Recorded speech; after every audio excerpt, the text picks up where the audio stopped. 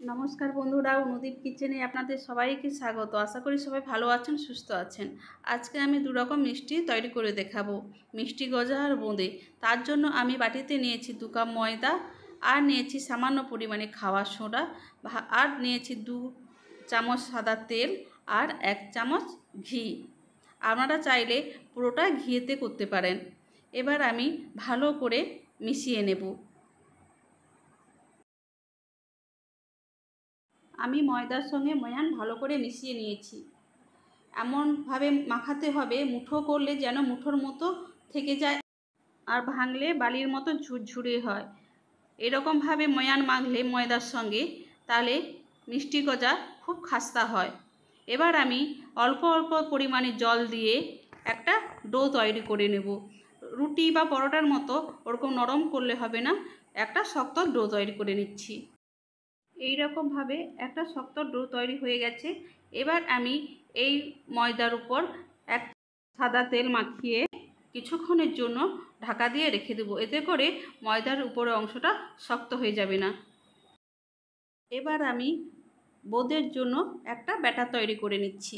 বাটিতে নিয়েছি 2 কাপ বেসন, আর দিচ্ছি সামান্য পরিমাণে বেকিং সোডা। ভালো করে মিশ্রণ করে নিচ্ছি। এবার অল্প অল্প পরিমাণে জল দিয়ে আমি একটা নরম ব্যাটার তৈরি করে নেব। এবার বোঁদে ভাজার জন্য আমি কড়াই তেল গরম করে নিয়েছি। এবার ছান্তার মধ্যে এই ব্যাটার দিয়ে আমি বোঁদেগুলো ভেজে নেব। বোঁদেগুলো ভাজা হয়ে গেছে। এবার আমি বোঁদেগুলো কড়াই থেকে তুলে নিচ্ছি। এই একই রকমভাবে আমি সামান্য বেসন তুলে রেখেছিলাম, তার মধ্যে রেড ফুড কালার মিশিয়ে আমি একই রকমভাবে বোঁদেগুলো ভেজে নেব। লাল বোঁদে আমার ভাজা হয়ে গেছে। এবার আমি কড়াই থেকে তুলে নিচ্ছি। এবার বোঁদের জন্য চিনির রস তৈরি করে নেব।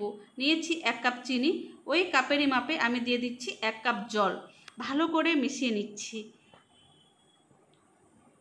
ভালো করে মেশানো হয়ে গেছে। এবার এই চিনির রস একটা তুতার কোনো ব্যাপার না, চটচটে হলে এর মধ্যে আমি ভাজা বোঁদেগুলো দিয়ে ভালো করে মিশিয়ে নেব। ভালো করে মিশিয়ে আমি 1 ঘন্টার জন্য থালা চাপা দিয়ে রেখে দেব। 1 ঘন্টা পর বোঁদেগুলো একদম দোকানের মতো ঝরঝরে হয়ে যাবে। মিষ্টি গজার জন্য রস তৈরি করে নেব।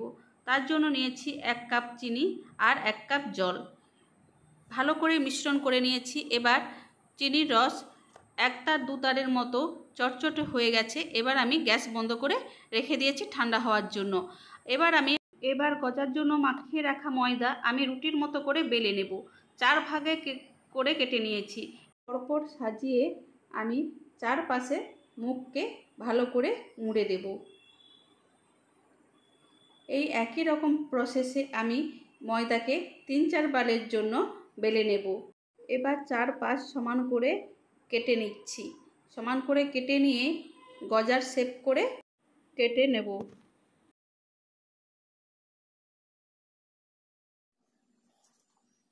গজাগুলো ভাজার জন্য আমি কড়াই তেল গরম করে নিয়েছি, আর গ্যাস এই সময় মিডিয়াম ফ্লেমে রেখেছি। 1 পিঠ ভাজা হয়ে গেছে। এবার আমি গজাগুলো উল্টে দিচ্ছি। এরকম করে আমি লাল লাল করে গজাগুলো ভেজে নেব। গজাগুলো ভাজা হয়ে গেছে। এবার আমি ছাঁকনি দিয়ে গজাগুলো তুলে নিচ্ছি। নিয়ে কিছুক্ষণের জন্য আমি গজাগুলো ঠান্ডা করে নেব। গরম গজা একদম চিনির রসে দেওয়া যাবে না। এবার আমি চিনির রসে গজাগুলো দিয়ে দিয়েছি। 1 পিঠ 1 মিনিটের জন্য রেখে আমি উল্টে দিয়েছিলাম।